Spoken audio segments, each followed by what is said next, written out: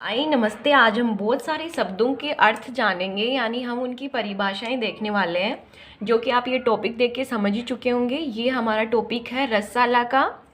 रसाला क्या है? आप किसी भी सब्जेक्ट को पढ़ने से पहले अर्थ पता होना चाहिए कि इस सब्जेक्ट में हम पढ़ने क्या वाले हैं। तो रसाला में हम औषध निर्माण पढ़ते हैं। मेन चीज़ औषध निर्माण ही है।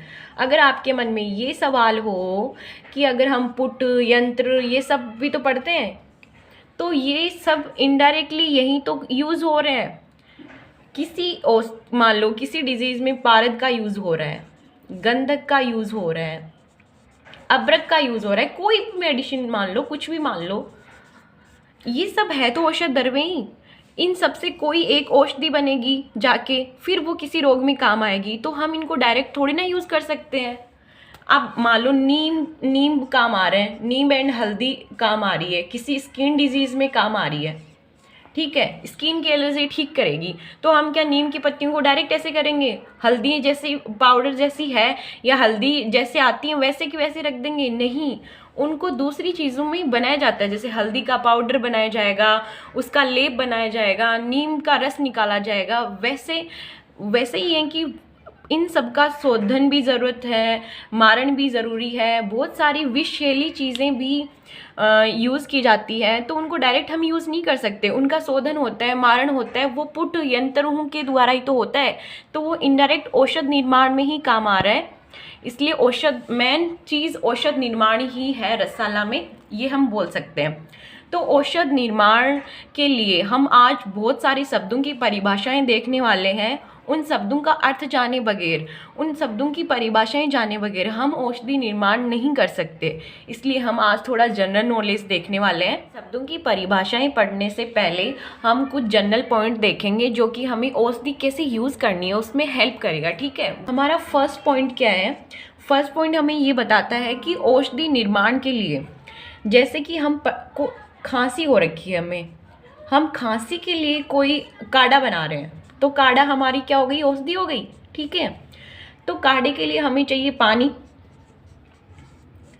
काली मिर्च,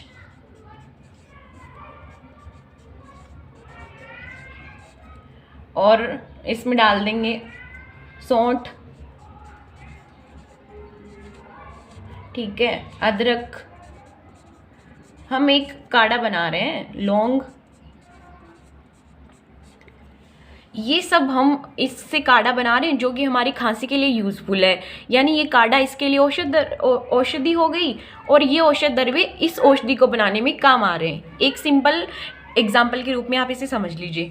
मान लो हमें दे रखा हो कि भाई पानी आपको आधा कप लेना है, काली मिर्च आपको 5 ग्राम लेनी है, ये भी आपको 5 ग्राम दे रखी है, ये आपको 3 ग्राम दे रखी है, ठीक है। 2 लौंग यूज़ करने, ये इनकी हमें सफिशिएंट मात्रा बता रखी है कि भाई इसको बनाने के लिए इतनी मात्रा लगेगी। ये इतनी मात्रा में हमने डाल दिया, हमारा काढ़ा बन गया, यानी हमारी खांसी की औषधि तैयार हो गई। लेकिन एक कंडीशन ऐसी हो कि हमें बताया ही नहीं गया हो कि इनकी मात्रा कितनी लेनी है, ठीक है। तो उस कंडीशन में हमें किसी पर्टिकुलर औषधि निर्माण के लिए नहीं बताया गया हो कि उसमें लगने वाले औषध द्रव्यों के मात्रा कितनी लेनी है, तो उन सबको संभाग में लेना है। हमारा फर्स्ट पॉइंट है ये। जनरल नॉलेज के लिए आपको आगे हमेशा ध्यान रखना है कि किसी भी औषधि, हमें किसी भी रोग की जो औषधि है उसको बनाने के लिए हमें नहीं बता रखा है कि भाई इस औषधि में ये इतना मात्रा में यूज़ करना है, ये इतनी मात्रा में यूज़ करना है, ये इतनी मात्रा में यूज़ करना है, तो हम सबको बराबर मात्रा में यूज़ करेंगे। ये हमारा है फर्स्ट पॉइंट, ठीक है। हमारा सेकेंड पॉइंट क्या है? मान लो कि हमें कोई गिलोय का काढ़ा बनाना है, हमें ये दे ही नहीं रखा कि भैया आपको गिलोय का जड़ी यूज़ करनी है कि उसका तना यूज़ करना है, उसकी पत्तियां यूज़ करनी है, ये हमें बता ही नहीं रखा है। कुछ नहीं बता रखा कि उसका कौन सा भाग यूज़ करना है। तो हमें हमेशा मूल यानी उसका जड़ ही यूज़ करनी है। ये दूसरा पॉइंट हमें ध्यान रखना है कि जहाँ पे ये बताया नहीं गया हो कि औषधि का कौन सा भाग, उसका फल, फूल, बीज, कौन सा भाग यूज़ करना हो, तो हमें वहाँ पे हमेशा उस औषधि का मूल यानी जड़ ही यूज़ करनी हो। और एक तीसरा पॉइंट क्या है कि हमें ये नहीं बता रखा हो कि आपको आपको औषधि दे दिया हो कि इस रोग में ये औषधि लेनी है, आपको ये बता दिया कि लिक्विड के साथ लेनी है, लेकिन आपको पर्टिकुलर बताया नहीं गया कि लिक्विड क्या, कि भाई आपको पानी के साथ लेना है, दूध के साथ लेना है, बताया नहीं गया कि किसके साथ लेना है। तो वहाँ आपको हमेशा पानी ही यूज़ करना है। और हमारा फोर्थ पॉइंट क्या बता रखा है, फोर्थ पॉइंट ये बता रखा है कि आपको नमक यूज़ करना हो कहीं पे, तो वहाँ पे हमेशा सेंधव नमक ही यूज़ करना है। 5 प्रकार के नमक होते हैं, उनमें से हमेशा सेंधव नमक ही यूज़ करना है। ये जनरल नॉलेज है जो कि हमें ध्यान रखना है। और हमारा फिफ्थ पॉइंट क्या है, हमारा फिफ्थ पॉइंट है कि भाई हमें ये ही नहीं हमें सिर्फ ये बता दिया है कि आपको घी यूज़ करना है, दूध यूज़ करना है, ठीक है, मूत्र यूज़ करना है, पूरिश यूज़ करना है, दही यूज़ करना है, हमें ये इतना बता दिया, ठीक है। हम अब ये बताया ही नहीं गया कि ये किसका यूज़ करना है, तो वहाँ पे हमेशा गाय का ही यूज़ करना है, ये ध्यान रखना, ठीक है। गोमूत्र ही यूज़ करना है, गोबर ही यूज़ करना है, गाय का दूध ही यूज़ करना है, गाय का दही, गाय का घी ही यूज़ करना है। अगर मेंशन नहीं किया गया है कि भाई आपको ये डिजीज़ है, आपको मान लो कोई बीमारी हो गई है, हमें बताया नहीं, ये बताया गया है कि दूध पीना है, लेकिन मेंशन नहीं किया गया है कि भाई आपको भेड़ का दूध पीना है, बकरी का दूध पीना है, ये मेंशन नहीं किया गया है। तो वहाँ पे हमेशा हमें गाय का ही यूज़ करना है। तो हमारा पहला शब्द है लवण पंचक। हम इसका अर्थ देखेंगे कि लवण पंचक किसको बोलते हैं। 5 नमक हैं, काला नमक,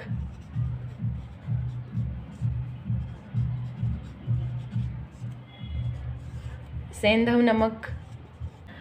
तो ये 5 नमक है, इन पांचों को समभाग यानी बराबर मात्रा में लेके मिलाने पर जो बनते हैं उसको लवण पंचक बोलते हैं।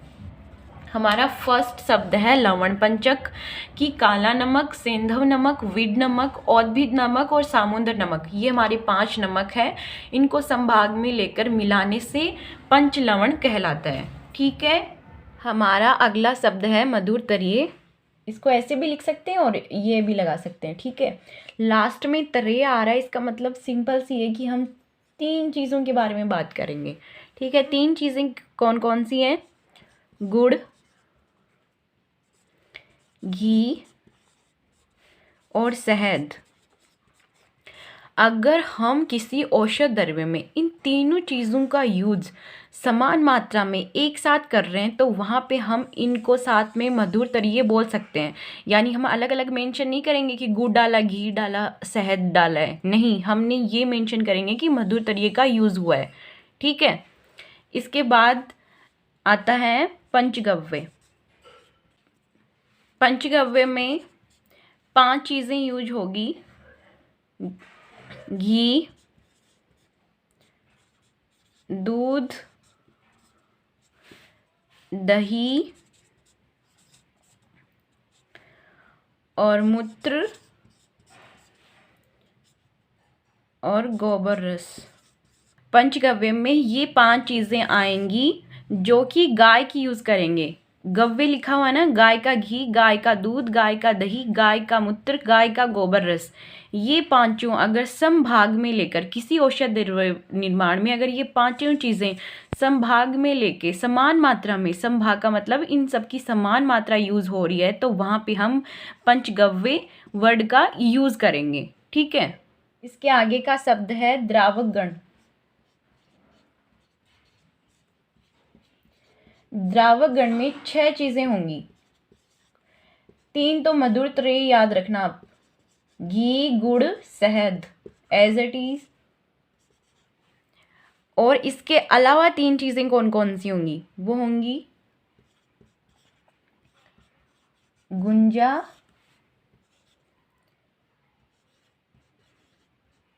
टंकण और गुगलू, ठीक है। तो द्रावकगण में 6 चीज़ें आएंगी, मधुर तरिये यानी घी, गुड़, शहद, गुंजा, टंकण, गुगलू। अगर ये 6 चीज़ें समान मात्रा में लेकर कहीं एक जगह यूज़ हो रही है तो वहाँ पे हम द्रावक गण शब्द का यूज़ करेंगे। आपको समझ आ रहा है परिभाषा प्रकरण में हो क्या रहा है? कुछ नहीं हो रहा है, बस इनकी परिभाषाएं बताई जा रही है। वहाँ पे ऐसे नहीं लिखा होगा कि डायरेक्ट लिखा होगा कि इस औषधि में मधुर तरीके का यूज़ हुआ है, तो हमें पता होना चाहिए ना कि मधुर तरीके में क्या आ रहा है। वहाँ पे डायरेक्ट जब औषधि निर्माण करेंगे वहाँ पे डायरेक्ट लिखा होगा कि द्रावक गण का यूज़ होगा, तो हमें पता होना चाहिए कि द्रावक गण में 6 चीज़ें आती हैं। वहाँ पे मेंशन नहीं किया जाएगा कि 3 चीज़ें ये हैं और गुंजा टंकण गुग्गुल लेंगे आप, नहीं। इसलिए हम पहले से इनकी परिभाषाएं देख रहे हैं ताकि औषध निर्माण में हेल्प हो सके। अभी के लिए बस इतना ही, इसके आगे हम पढ़ेंगे नेक्स्ट वीडियो में।